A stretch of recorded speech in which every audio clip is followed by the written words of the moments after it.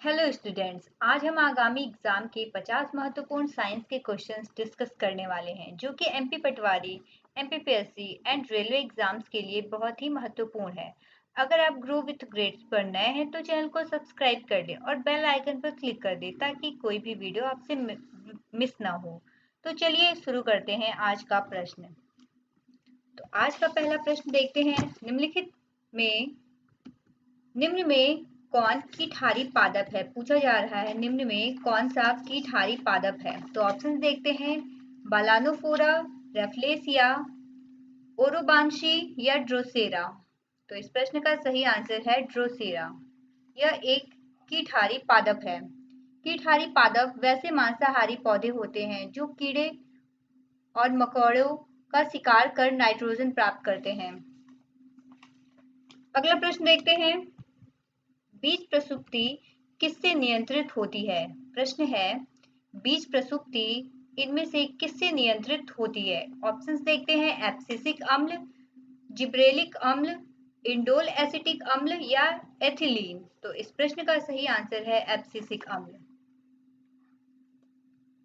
ये पौधों में पाए जाने वाला एकमात्र हार्मोन है जो प्रसुप्ति को नियंत्रित करता है। तो चलिए अगला प्रश्न देखते हैं, द्विबीजपत्रियों में परागकण में होते हैं। पूछा जा रहा है द्विबीजपत्रियों में परागकण में होते हैं। ऑप्शन है 2 जनन छिद्र, 3 जनन छिद्र, 4 जनन छिद्र या 1 जनन छिद्र। तो इस प्रश्न का सही आंसर है 3 जनन छिद्र।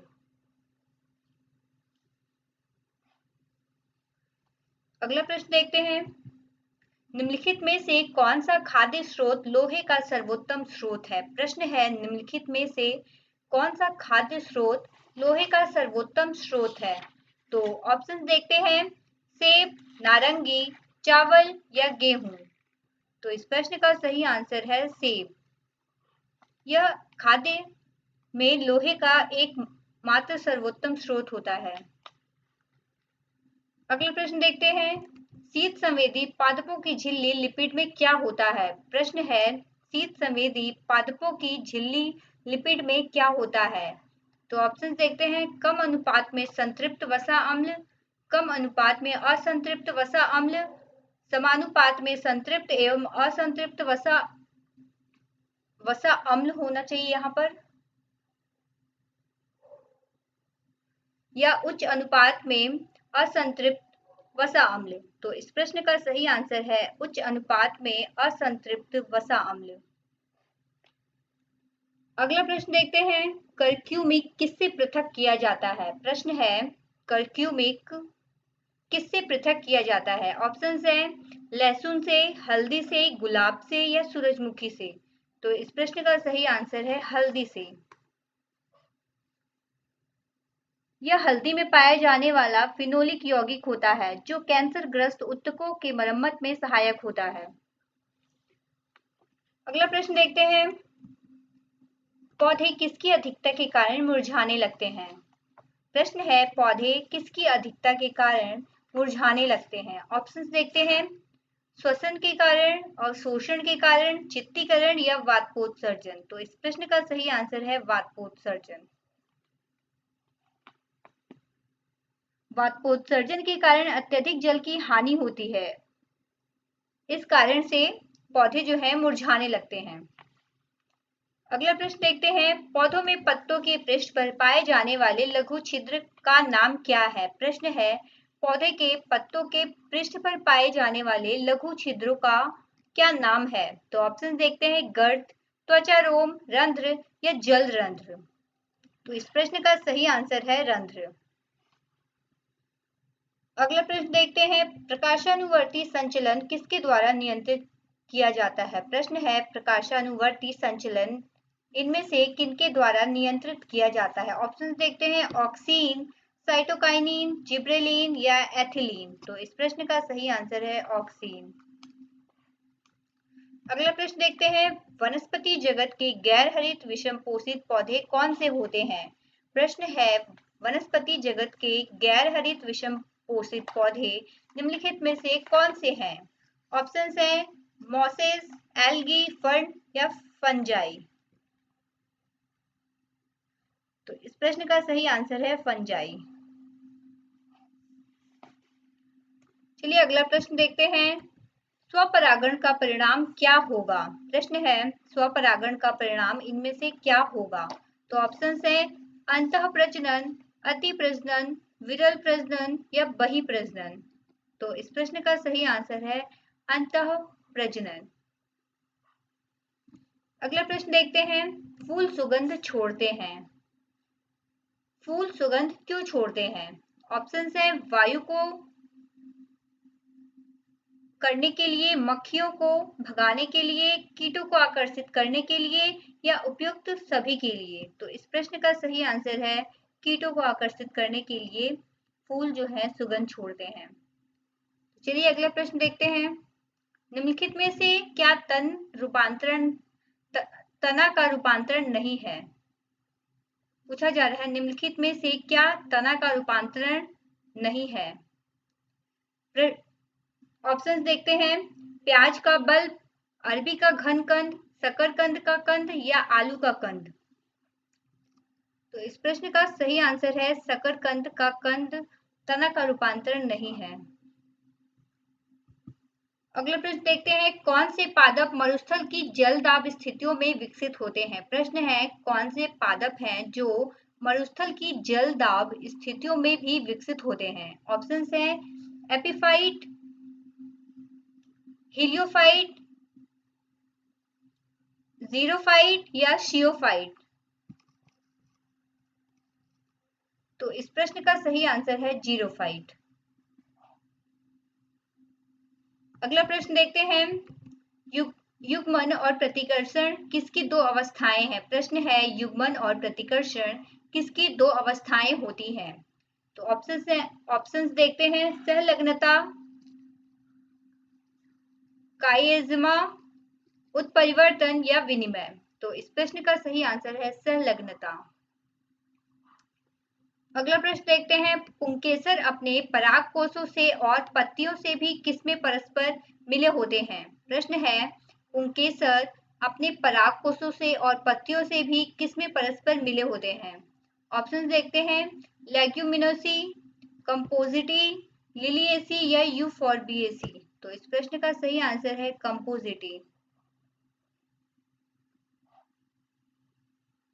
अगला प्रश्न देखते हैं। पत्ता गोभी खाद्य पदार्थ का संग्रह कहाँ करता है? प्रश्न है पत्ता गोभी खाद्य पदार्थ का संग्रह कहाँ करता है? पत्तियों में, फल में, तना में या जड़ में? तो पत्ता गोभी खाद्य पदार्थ का संग्रह पत्तियों में करता है। ये पौधे पत्तियों की सहायता से भोजन का उत्पादन करते हैं और उत्पादित भोजन को पत्तियों में संग्रहित कर लेते हैं।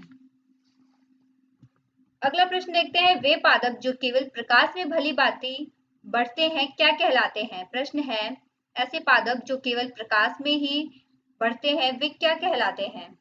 ऑप्शन देखते हैं। छायारागी, मरुद्भिद, आत्पोद्भिद या अधिपादप। तो इस प्रश्न का सही आंसर है आत्पोद्भिद। आत्पोद्भिद को हेलियोफाइट के नाम से भी जाना जाता है। अगला प्रश्न देखते हैं। खाद्य फसलों में ये शामिल है। प्रश्न है खाद्य फसलों में निम्नलिखित में से क्या शामिल है? ऑप्शंस हैं कपास, तंबाकू, गन्ना या अलसी, अरंड, हल्दी या खाद्यान्न दालें, खाद्य तिलहन या जूट, कपास और मिर्च। तो इस प्रश्न का सही आंसर है खाद्यान्न दालें और खाद्य तिलहन। अगला प्रश्न देखते हैं। जब हम छुई मुई के पौधे की पत्तियों को छूते हैं तो पत्तियां बंद हो जाती है, इस गति को क्या कहते हैं? हम अक्सर देखते हैं कि छुई मुई की पत्तियों को जब छूते हैं तो उनकी पत्तियां बंद हो जाती हैं, तो इस गति को क्या कहते हैं? ऑप्शंस देखते हैं। प्रकाशानुकुंजी गति, निशानुकुंजी गति, कंपनुकुंजी गति या रसायन अनुकुंजी गति। तो इस प्रश्न का सही आंसर है कंपनुकुंजी गति। अगला प्रश्न देखते हैं। इसमें कथन पूछा जा रहा है, तो कथन 1 और 2 दोनों को देखते हैं। पहला कथन है सम्मिलित सम्मिश्र उत्तक एक से अधिक प्रकार की कोशिकाओं से बनता है। और कथन 2 दिया गया है विभज्योतक स्थायी उत्तक के उदाहरण हैं। तो ऑप्शंस हैं कथन एक सही है लेकिन कथन दो गलत है, या कथन एक सही है लेकिन कथन दो सही है, या कथन एक और दो दोनों सही है, या कथन एक और दो दोनों गलत है। तो इस प्रश्न का सही आंसर है कथन एक सही है लेकिन कथन जो दूसरा है वह गलत है। अगला प्रश्न देखते हैं, उपत्वचा किसमें नहीं होती है। प्रश्न है उपत्वचा निम्नलिखित में से किसमें नहीं होती है। ऑप्शंस हैं पत्ती, तना, फल या जड़। तो इस प्रश्न का सही आंसर है जड़ में उपत्वचा जो है वह नहीं होती है। पत्ते तथा तने की बाह्य त्वचा एक पतली परत के द्वारा घिरी रहती है जिसे उपत्वचा कहते हैं, लेकिन जड़ों में यह अनुपस्थित होती है। अगला प्रश्न देखते हैं, अंतर्वेशी विभज्योतक किसमें पाए जाते हैं। प्रश्न है अंतर्वेशी विभज्योतक इनमें से किसमें पाए जाते हैं। ऑप्शंस हैं नोड, अत्यंकली, पाविक कली या आंतरिक कली। तो इसका सही आंसर है आंतरिक नोड। अगला प्रश्न देखते हैं, किस रूप के पौधों से कोको और चॉकलेट प्राप्त किया जाता है। प्रश्न है किस रूप के पौधे से कोको और चॉकलेट प्राप्त किया जाता है। ऑप्शन देखते हैं साग, छोटा वृक्ष, झाड़ी या बहुत बड़ा वृक्ष। तो इसका सही आंसर है छोटे वृक्ष। छोटे वृक्ष से कोको और चॉकलेट प्राप्त किया जाता है। अगला प्रश्न देखते हैं, एकल ससीमाक्षी पुष्पक्रम इनमें देखा जाता है। प्रश्न है निम्नलिखित इनमें दिए गए ऑप्शन में से एकल ससीमाक्षी जो पुष्पक्रम है किनमें देखा जाता है। ऑप्शंस देखते हैं गुलाब में, पापरा में, चीनी गुलाब में या कंदाकार में। तो इसका सही आंसर है पापरा। वैसे पुष्पक्रम के लिए एकल ससीमाक्षी पुष्पक्रम जो है पापरा में देखा जाता है।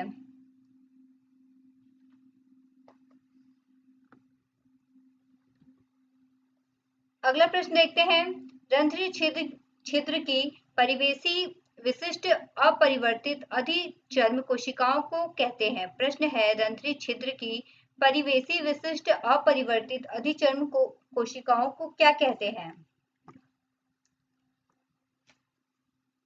एपिथेलियली कोशिकाएं, रक्षक कोशिकाएं, गौण कोशिकाएं या सहायक कोशिकाएं। तो इसका सही आंसर है रक्षक कोशिकाएं। अगला प्रश्न देखते हैं, पत्तियों द्वारा होने वाले वातकोत्सर्जन को क्या कहते हैं। प्रश्न है पत्तियों के द्वारा वातकोत्सर्जन की प्रक्रिया होती है, इसे क्या कहते हैं। स्तंभिक वातकोत्सर्जन, पत्रीय वातकोत्सर्जन, उपचर्बी वातकोत्सर्जन या मसूराकार। तो इसे पत्रीय वातकोत्सर्जन कहते हैं। पौधों में 90% जो वातकोत्सर्जन क्रिया है वो पत्तियों के माध्यम से होता है। अगला प्रश्न देखते हैं, कुनैन की औसत जो है किससे प्राप्त होती है। प्रश्न है कुनैन की औसत जो है इनमें से किससे प्राप्त होती है। ऑप्शंस देखते हैं सिनकोना के पौधों से, मनी प्लांट से, यूकेलिप्टस के पौधे से या एकोनाइट के पौधे से। तो इस प्रश्न का सही आंसर है सिनकोना के पौधों से प्राप्त होती है। सिनकोना के पौधे से प्राकृतिक रूप से सिनकोना जो है मिलता है। ये मलेरिया के इलाज में उपयोग होता है। अगला प्रश्न देखते हैं, पौधे किस प्रक्रिया से प्रजनन करते हैं। प्रश्न है पौधे निम्नलिखित में से किस प्रक्रिया के द्वारा प्रजनन करते हैं। ऑप्शन हैं संघनन, वाष्पकरण या परागण या भोजन। तो इसका सही आंसर है परागण। परागण वह प्रक्रिया है जिसमें पोलेन का पौधा एंथर से स्टिग्मा में ट्रांसफर होता है और प्रजनन की क्रिया होती है। अगला प्रश्न देखते हैं, निम्न में से कौन सी रबी की फसल नहीं है। इनमें से पूछा जा रहा है कौन सी रबी की फसल नहीं है। सरसों, गेहूं, चावल या चना। तो इस प्रश्न का सही आंसर है चावल। चावल एक खरीफ फसल है जो दक्षिण एशिया में वर्षा ऋतु के समय बोई जाती है। चलिए अगला प्रश्न देखते हैं, नारियल का पानी है। प्रश्न है नारियल का पानी क्या है। ऑप्शंस देखते हैं, तरल बीजांडकाय, तरल मध्य फल भित्ति, तरल एंडोकार्प या विकृत तरल एंडोस्पर्म। तो इसका सही आंसर है विकृत तरल एंडोस्पर्म। एंडोस्पर्म पौधे के बीज का भाग है जो पौधे के विकास के लिए भोजन संचित करता है। अगला प्रश्न देखते हैं, स्तंभ तना होता है प्रायः। प्रश्न है, स्तंभ तना इनमें से क्या होता है? ऑप्शन है धनात्मक प्रकाशानुवर्ती या ऋणात्मक प्रकाशानुवर्ती या ऋणात्मक जियोट्रॉपिक या धनात्मक एक्रोटॉपिक। तो इस प्रश्न का सही आंसर है स्तंभ तना धनात्मक प्रकाशानुवर्ती होता है। अगला प्रश्न देखते हैं, मूल रोम कहाँ से निकलते हैं? पूछा जा रहा है मूल रोम इनमें से कहाँ से निकलते हैं? ऑप्शन है कॉर्टेक्स, परिरव, बाह्य त्वचा या अंतःचर्म। तो मूल रोम बाह्य त्वचा से निकलते हैं। अगला प्रश्न देखते हैं, बहुभ्रूणता का सर्वोत्तम उदाहरण है। प्रश्न है, बहुभ्रूणता का उदाहरण क्या है? ऑप्शन है कोको, कैप्सिकम, सिट्रस या साइकैस। तो इस प्रश्न का सही आंसर है सिट्रस।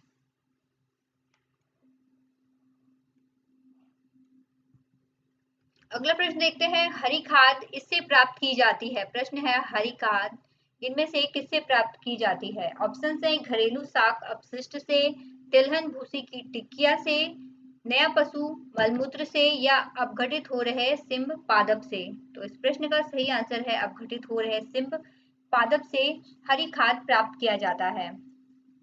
अगला प्रश्न देखते हैं, कृषि भूमि को किस रूप में परिभाषित किया जाता है? प्रश्न है, कृषि भूमि को निम्नलिखित में से किस रूप में परिभाषित किया जाता है? ऑप्शन देखते हैं, ऐसी भूमि जिस पर वास्तव में फसलें हो, कृषि व्यर्थ भूमि प्लस प्रतिभूमि के रूप में, या पुरानी प्रतिभूमि प्लस वर्तमान प्रतिभूमि के रूप में, या कुल प्रतिभूमि प्लस निवल बुआई की गई भूमि के रूप में। तो इसका सही आंसर है कुल प्रतिभूमि प्लस निवल बुआई की गई भूमि के रूप में कृषि भूमि को परिभाषित किया जाता है। अगला प्रश्न देखते हैं, अफीम के पौधे के किस भाग से हमें मॉर्फिन प्राप्त होता है? प्रश्न है, अफीम के पौधे के किस भाग से हमें मॉर्फिन की प्राप्ति होती है? ऑप्शन देखते हैं, पत्ते, छाल, तना या फल आवरण। इसका सही आंसर है फल आवरण। अगला प्रश्न देखते हैं, कैक्टस में शूल किसका रूपांतरण है? कैक्टस में सूल किसका रूपांतरण होता है पूछा जा रहा है। तो चलिए ऑप्शन देखते हैं, अनुपर्ण, कलियों का या तना या पत्ते का। तो इसका सही आंसर है कैक्टस में शूल पत्ते का उदाहरण होता है। ये शूल जो होते हैं कैक्टस में, ये शाकाहारी पशुओं से पौधों के तनु की रक्षा करते हैं।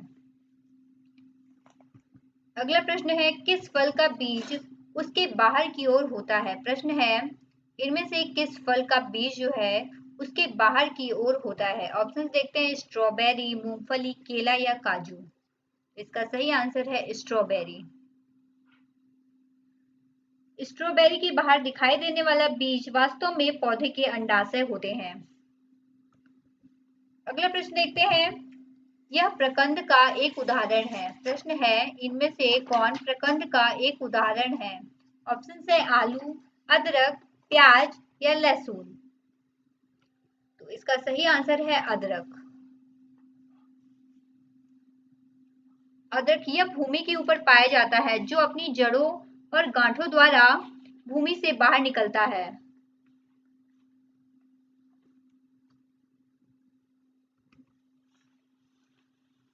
अगला प्रश्न देखते हैं, निम्नलिखित में से कौन सा खाद्य स्रोत लोहे का सर्वोत्तम स्रोत है? प्रश्न है, निम्नलिखित में से कौन सा खाद्य स्रोत लोहे का सर्वोत्तम स्रोत है? तो इस प्रश्न का सही आंसर है सेब। अगला प्रश्न देखते हैं, फर्ण की स्त्रीधानी में कितनी ग्रीवानाल कोशिकाएं पाई जाती हैं? प्रश्न है, फर्ण की स्त्रीधानी में कितनी ग्रीवानाल कोशिकाएं पाई जाती हैं? ऑप्शन देखते हैं, 1, 3, 2 या 4। इसका सही आंसर है 1। अगला प्रश्न देखते हैं, कौन सा एंजियोस्पर्म वाहिका रहित होता है? प्रश्न है, निम्नलिखित में से कौन सा एंजियोस्पर्म वाहिका रहित होता है? तो ऑप्शन देखते हैं, हाइड्रिला, ट्रिकोडेंड्रॉन, गेहूं या मक्का? तो इसका सही आंसर है ट्रिकोडेंड्रॉन। अगला प्रश्न देखते हैं, पत्ती में खंभ मृदुतक का मुख्य प्रकार्य है। प्रश्न है, पत्ती में खंभ मृदुतक का प्रमुख प्रकार्य क्या है? वाष्पोत्सर्जन, चालन, श्वसन या प्रकाश संश्लेषण? इसका सही आंसर है प्रकाश संश्लेषण। अगला प्रश्न देखते हैं, पादप के फेफड़े हैं। प्रश्न है, पादप के फेफड़े किनको कहा जाता है? ऑप्शन है पत्तियों को, स्तंभ या तना को, पुष्प को या जड़ या मूल को?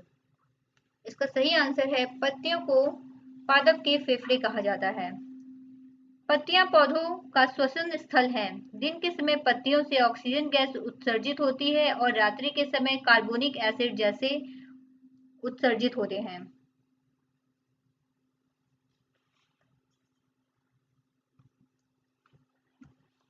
अगला प्रश्न देखते हैं, पर्णांक के बीजाणु धानीधर पत्ते को क्या कहा जाता है? प्रश्न है, पर्णांक के बीजाणु धानीधर पत्ते को क्या कहा जाता है? इसका सही आंसर है बीजाणुधानी पुंज कहा जाता है।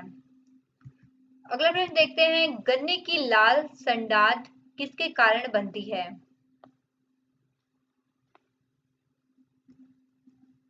इसका सही आंसर है कोलेटोट्राइटम फेलिकेटम के कारण जो है लाल संडाद जो गन्ने का रोग है यह होता है।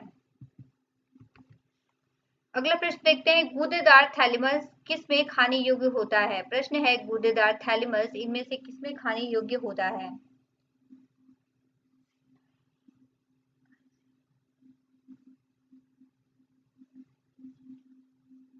ऑप्शंस देखते हैं,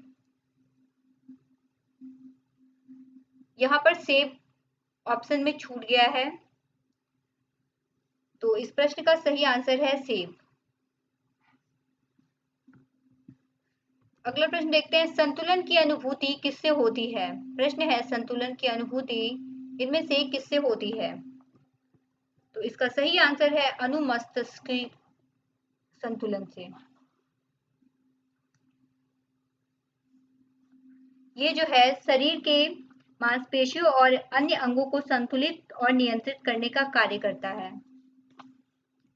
अगला प्रश्न है, समुद्री शैवाल से निम्नलिखित में से कौन सा तत्व मिलता है? प्रश्न है, समुद्री शैवाल में से निम्नलिखित में से कौन सा तत्व मिलता है?